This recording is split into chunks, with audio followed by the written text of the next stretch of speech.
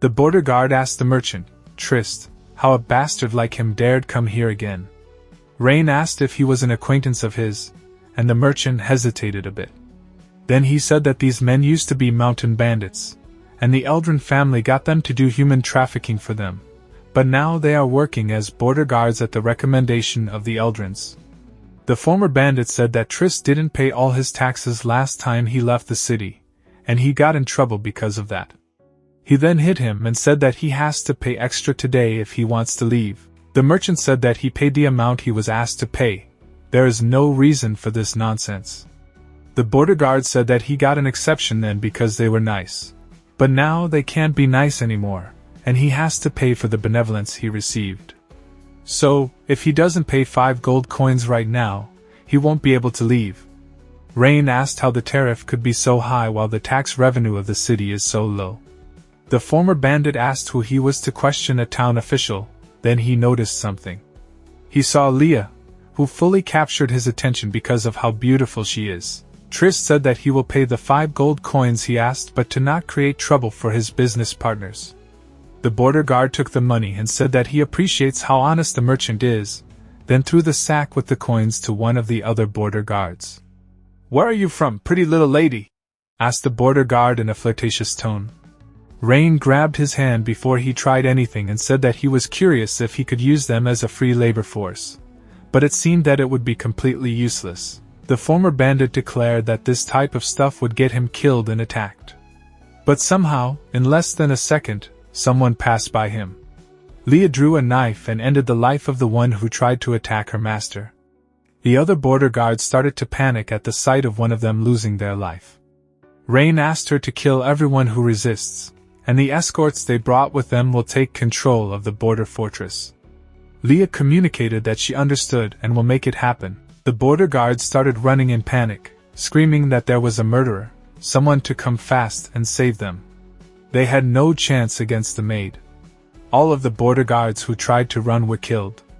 Looking at the stats of the soldiers in the border fortress, Rain was thinking that they seemed too weak to protect anything. He remembered how his father told him that close to Ashling City is the territory of their enemy, so he should be careful not to create a dispute.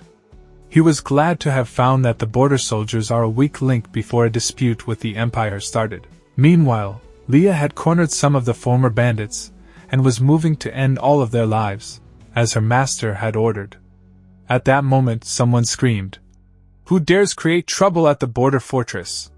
The border soldiers were happy to hear that the general is here to save them. General Caesar asked who dared cause trouble. Rain checked his stats to see if he is fit for his job and was impressed. Aside from his loyalty, his stats were impressive, a true talent who deserves the position of general. Rain recognized him as Caesar of the Holker family and asked if he has a brother who works in Prisia's territory. The general asked who he was and how he knew about his brother. The protagonist answered that Prisia is his older sister, which made Caesar realize that the man in front of him is Master Rain, the son of Duke Aldarian. He then remembered the letter his brother sent him, where he announced the arrival of Master Rain in Ashling and was asked to protect him.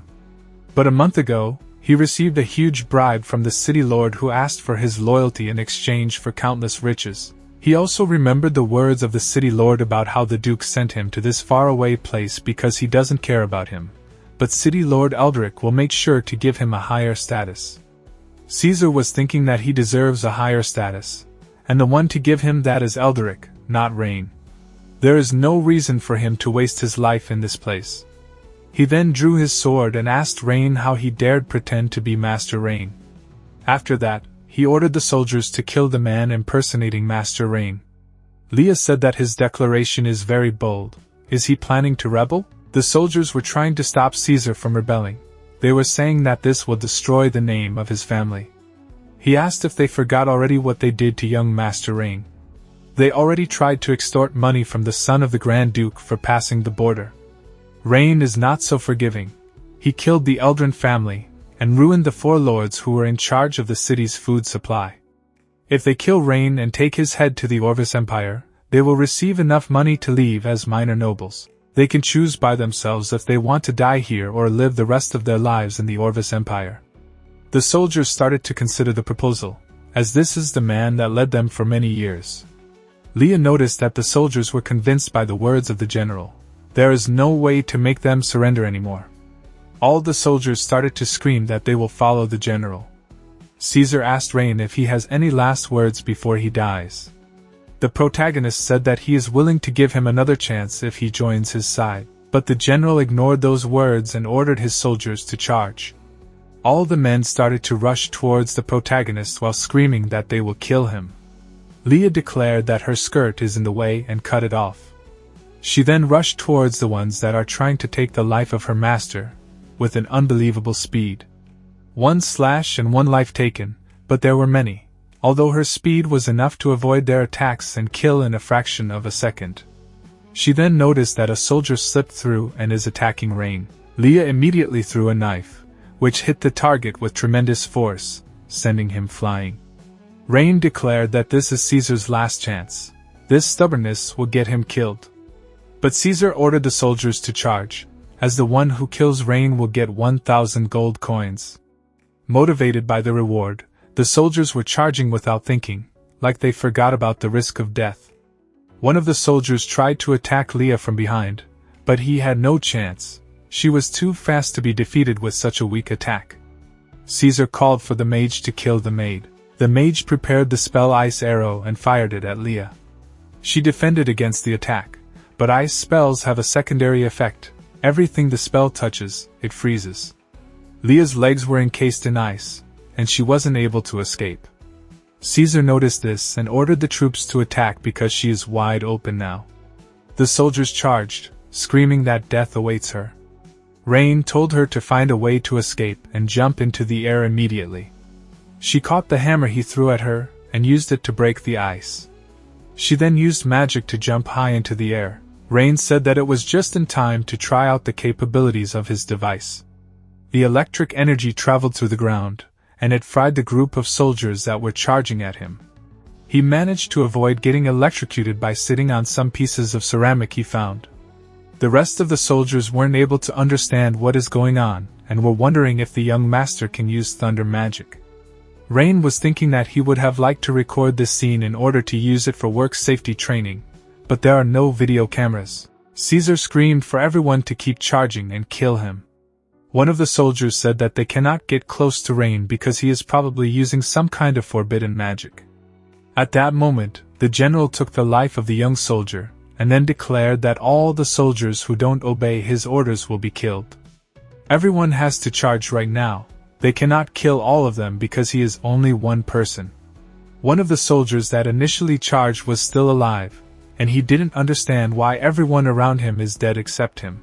Leah asked Rein why that soldier was spared by his magical device. He answered that the battery probably ran out of power right before it could reach him. Leah then told Rein that his safety is the most important, and she will help him escape from here. He answered that she shouldn't worry because Caesar will be punished for what he did today. The general called for his soldiers to charge again because the magic Rein was using seems to have failed. At that moment, a huge lightning bolt hit the ground right in front of the soldiers. The amount of power was immense. Even Caesar was wavering in front of it. He was shocked, as he didn't expect the Wizards Guild to come in this place.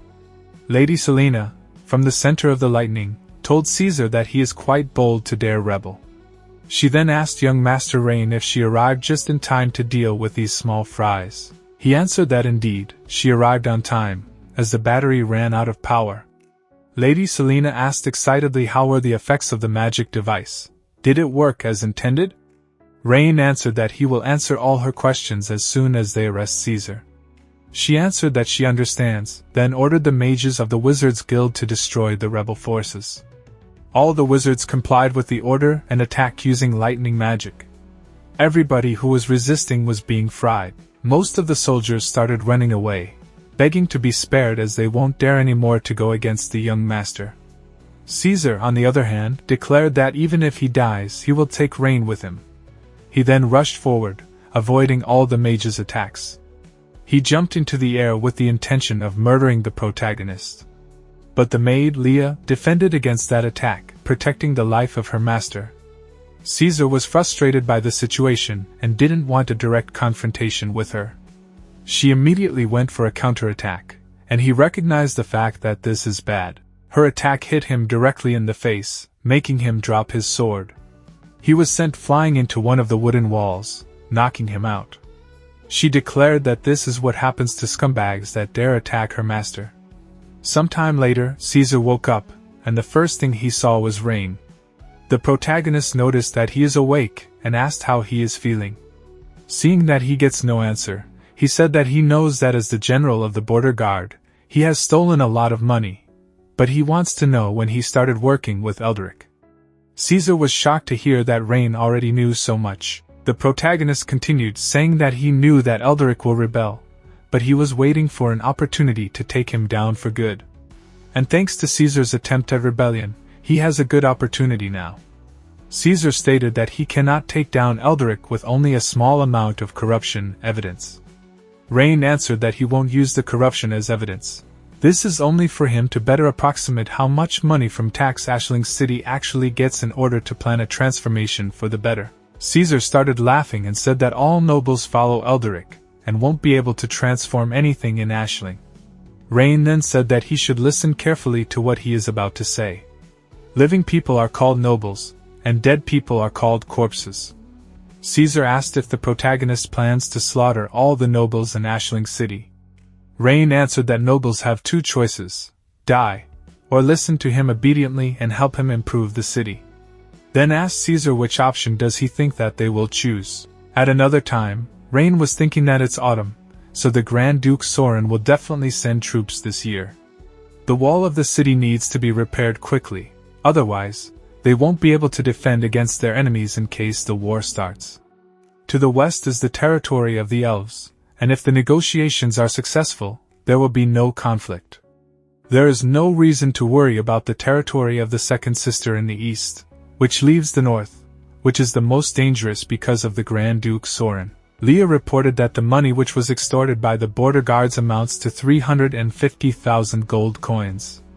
Rain told her to bring guards to take care of the defense of the fortress, then to give each person 100 gold, and the rest to be put in the carriage so they can take it back to Ashling. Rain then noticed Lady Selena and greeted her. He thanked her and the Wizards Guild for all the work they put in to squash the rebellion. She answered that it wasn't hard at all, so there is no need for thanks, but she wants him to tell her how the battery discharge process works, and why someone with no magic can use it. Rain said that he will explain it to her in as much detail as possible on their way back to the city, and she happily accepted. All of a sudden, Malcolm started screaming for them, saying that things aren't good. Lady Selena asked what is going on that got him so worked up. Malcolm answered that City Lord Eldrick rebelled and took control of the city. Lady Selena was shocked to hear this, but Rain was expecting it. He was happy to have a good reason to remove the City Lord. Lady Selena asked what they can do now, because they don't have any ally in the city at the moment, as all the mages are here at the border fortress. The protagonist told her to not worry, because the moment Eldrick rebelled, he already lost. A longer amount of time later, Rain was in front of the main entrance of Ashling City. He called for a meeting with the traitor, City Lord Eldrick, and asked if he was forced into a tight spot because of him. Eldrick ignored the question and asked what is the young master doing in Ashling today. Rain said that his curiosity is burning. Why did he decide to betray his father, the Duke? Eldrick angrily answered that the Duke betrayed him and left him in this useless place. Back in the day, him and Aldarion joined forces in order to build the empire they are part of today. After Aldarion became the Grand Duke, he sent Eldrick and his family to this forsaken place. And this is not the treatment he deserved after all he did. He wrote many times to the Duke to transfer him to a more prosperous place, but the request was rejected every time. Eldrick then screamed at Rain that it's his father's fault, so he should blame him for this rebellion. The City Lord added that he gathered the people that were wronged by the Duke, just like he was. And they are not rebelling, they are only taking back what was already theirs. Rain said that he had hoped to hear a noble reason, but at the end, it's just a boring dispute of interests. He then threatened the City Lord to surrender, or when he will conquer the city in the next 3 days, he will show the most unkind part of him. One of the other lords mocked Rain for believing that he can break the city fortifications in only 3 days. The other lords called him a fool and incapable to realize the situation he finds himself in. Eldrick then proposed a bet, if the young master is that confident he can win this conflict. Rain, curious about what he will propose, asked what kind of bet is he thinking of. Eldrick said that if in 3 days Rain doesn't manage to break the walls, he then has to surrender. The protagonist asked what is going to happen if he succeeds to break through the wall, and the city lord answered that if that happens, then he can do whatever he wants. He asked Rain if he has the courage to accept such a bet. Lady Selena said that there is no reason for them to accept such a bet. They can conquer the city if they fight slowly. Leah added that she already reported the rebellion to the Grand Duke, who is going to send troops in order to squash the rebellion, so this bet is useless. Eldrick asked Rain why did he stop talking, is he afraid, has all his determination vanished, is he all talk and no action? Rain answered that he will accept this bet and humiliate him, but hopes that the city lord can keep a promise. Eldrick said that they have a deal and everyone here is their witness. He then said that there is something else he forgot to mention earlier. The Orvis Empire knows about his rebellion, and troops that support him will arrive in the next 10 days. So when the time comes, the little young master shouldn't allow himself to get captured. At a later time, in a tent set up outside the city, Rain was having a meeting with Leah, Lady Selena, and the commander of his army. The wizard said that although the walls of Ashling City look in a bad shape, it will be difficult for them to break through with the forces they have. The commander proposed to take Rain to the south and escape this place, and when the army of the Duke arrives, they will take the city. The protagonist told them not to worry, because the walls of the city will fall in 3 days. His biggest worry right now is the appearance of the army from the Orvis Empire.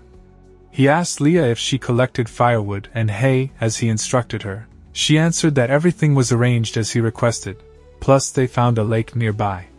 He then asked Selena to order the magicians to use ice magic on the lake and lower its temperature to around 0 degrees.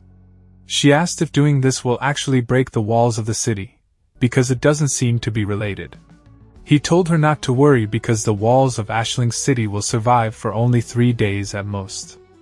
A couple of hours later, Rain gathered the army in front of the city gate and ordered his troops to charge towards the walls. The soldiers listened to the order and rushed towards the walls. Arrows were being shot at them, but they were defending with their shields. Eldrick was wondering why the soldiers don't have weapons, but are carrying firewood and hay. He noticed that they are throwing the firewood and hay at the walls and then they are retreating. He asked one of the soldiers what is going on.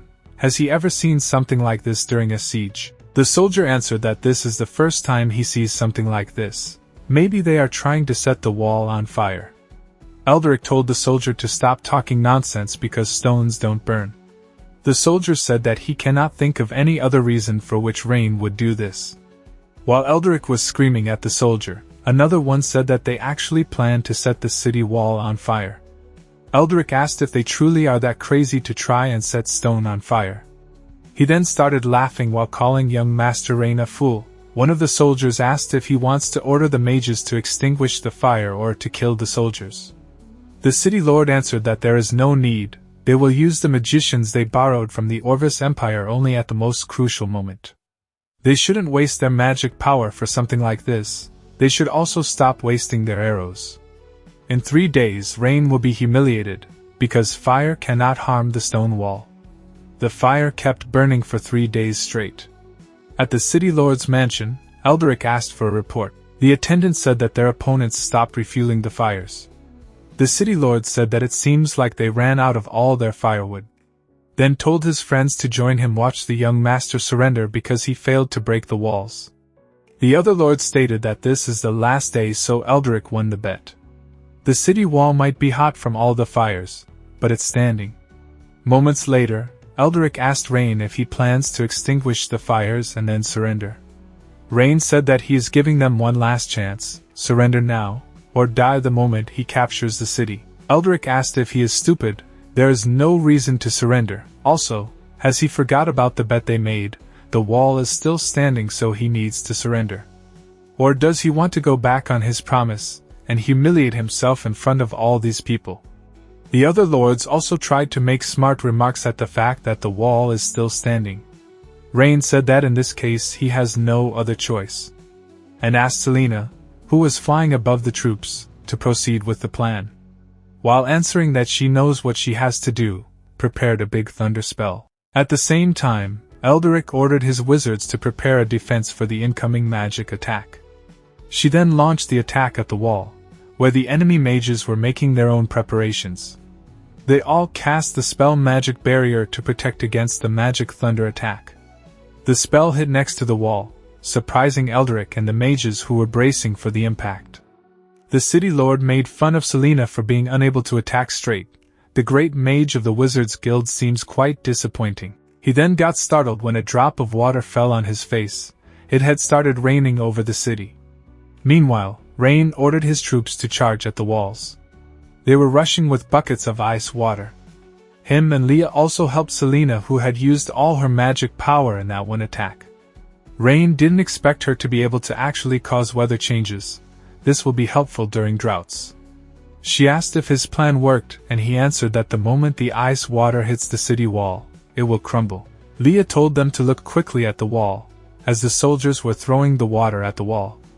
As the wall was getting colder, cracks started to appear all over it. And those cracks started to spread fast. Elderic was wondering why is the wall making such crackling noises. And the other lords started to worry that the wall might actually crumble because the sounds were getting louder. They then all collapsed alongside with the wall. Rain immediately announced that the wall collapsed and ordered the troops to attack and take over the city. Those who surrender will be arrested while those that resist will be killed. The soldiers listened to the order and charged in. Lady Selena was surprised that the wall collapsed. This is something that she cannot achieve even if she uses all her power, but Rain did it. The protagonist told her that now they can finally go back to their homes. At the freshly collapsed wall, Elderic survived and got out. He was surprised that Rain's plan actually worked. He underestimated him. But there is still a chance to survive. All he has to do is wait out for the Orvis Empire army to arrive. But he was immediately surrounded by none other than the other lords he promised to protect and give unimaginable riches. They asked him if he is planning to run, because he has to take responsibility for what happened and take the fall with them.